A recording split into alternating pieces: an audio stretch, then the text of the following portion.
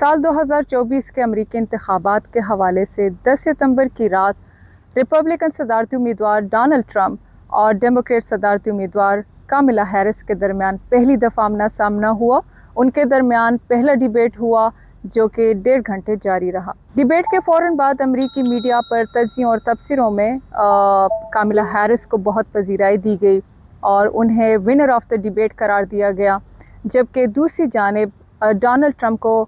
جن کا انداز ہمیشہ بہت جارحانہ رہتا ہے ان کو صرف اپنا دفاع کرتے پایا گیا اور مسلسل ان کے حوالے سے یہی کہا گیا۔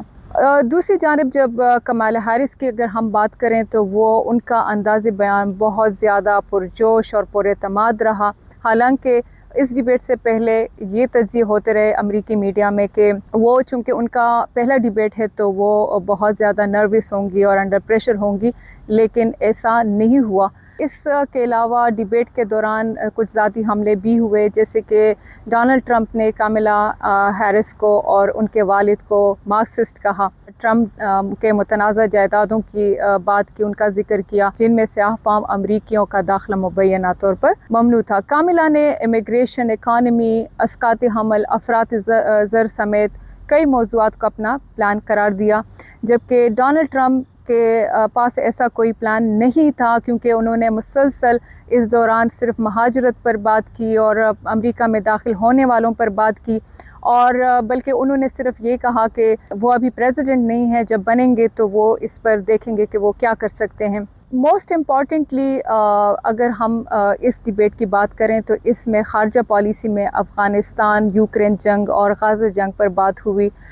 ٹرمپ نے افغانستان سے امریکہ کی سربراہی میں انخلا کو جو بائیڈن انتظامیہ پر الزام لگایا، اور کاملا نے اس حوالے سے ٹرمپ انتظامیہ کو قصوروار ٹھہرایا۔ جب غزہ کی بات ہوئی اور یوکرین کی بات ہوئی تو دونوں نے اس پر اتفاق کیا کہ یہ جنگیں نہیں ہونی چاہیے تھیں، اور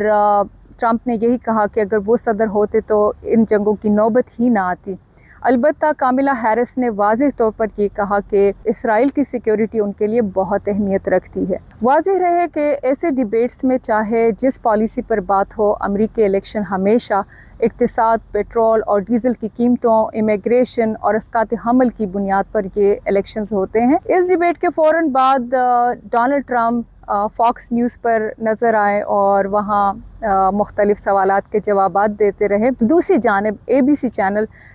جس سے یہ ڈیبیٹ نشر ہوتی رہی، اس پر کنزرویٹو حلقوں سے اور اس کے فالوورز اور کنزرویٹو والوں نے الزام لگایا کہ انہوں نے صرف ٹرمپ کی فیکٹ چیکنگ تو کی، لیکن اس دوران کاملا ہیرس کو چھوٹ دی اور ان کو نہیں ٹوکا۔ لوگ دونوں امیدواروں کے بارے میں کیا رائے قائم کرتے ہیں اور یہ تو آنے والے دنوں میں معلوم ہوگا، لیکن امریکی میڈیا چاہے کنزرویٹو ہو یا لبرل، دونوں کا خیال ہے کہ کاملا ہیرس بحث میں مضبوط نظر آئیں، جبکہ سابق صدر اپنا دفاع کرتے نظر آئے۔ انیلا خالد، انڈیپینڈنٹ اردو، واشنگٹن DC۔